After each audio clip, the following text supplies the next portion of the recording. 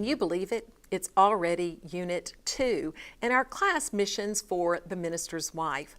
I pray that last week as you read and prayed and thought about the nature of missions, that the Lord's taught you more about this very important part of our spiritual life. Well, this week we're going to look even more closely at scriptures, and we'll examine the biblical perspective on missions.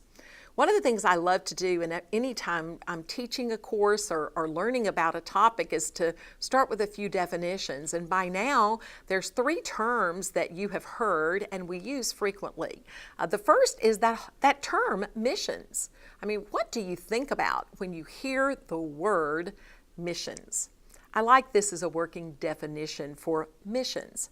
Missions is the task which God sends a person He has called to introduce another person to salvation in Christ. In other words, missions has as its important purpose taking the gospel to the lost world. And so being on mission is really what God has called us to do as Christians. So that's a general definition for the word missions. Well, then what about a missionary? Who is a missionary? Do you have an image in your mind? Maybe you think of Lottie Moon or Annie Armstrong, and they had the little hair buns on their head and didn't wear much makeup, and you think, oh my goodness, Lord, I don't know if I want to be a missionary if that's how I have to look. Well, as children we do. We have a stereotype of a missionary, and usually it's someone in Africa, someone who is serving in some remote village or some foreign country. But really, a missionary is much more general than that because all of us are called to be missionaries. So I love this definition of a missionary. A missionary is anyone God sends out to spread the gospel of Jesus Christ. And all of us are sent out by God to take the gospel wherever we go.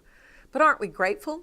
God does call some people to vocational missions, and they become missionaries who are sent out maybe by a mission organization like the International Mission Board or the North American Mission Board, and they go to serve on a full-time basis, taking the good news of the gospel to people who many times have never heard. So that's a missionary. And then what about the term missiology?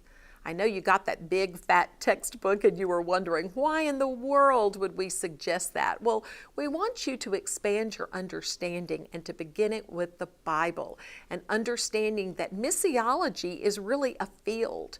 It is a science or a study of this whole idea of missions.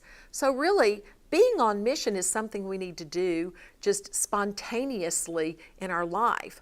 But missions is really a science, and the more we grow in our faith, the better we understand the importance of spreading the gospel to others, the more intentional we'll become with our missions. So I encourage you to keep this word in mind, missiology, which is really the science or the study of missions. And that's what we're focusing on in our class.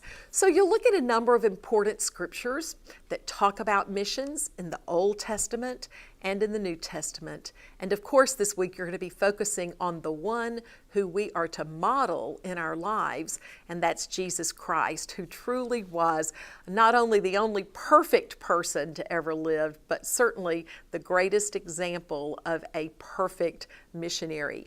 And so we'll see in the life of Jesus Christ how to live out our faith. In his life, in his ministry, Jesus so often saw and heard and responded to the needs around him. And he reached out not only to help a physical need, to heal a physical need, or to raise a person from the dead, but he always did that as he shared the only way to salvation, and that is through faith in Jesus Christ. So as we think about missions, we're not just doing good work, we're not just helping people. There's governmental agencies that can do that too, but it's sharing the gospel as we meet needs.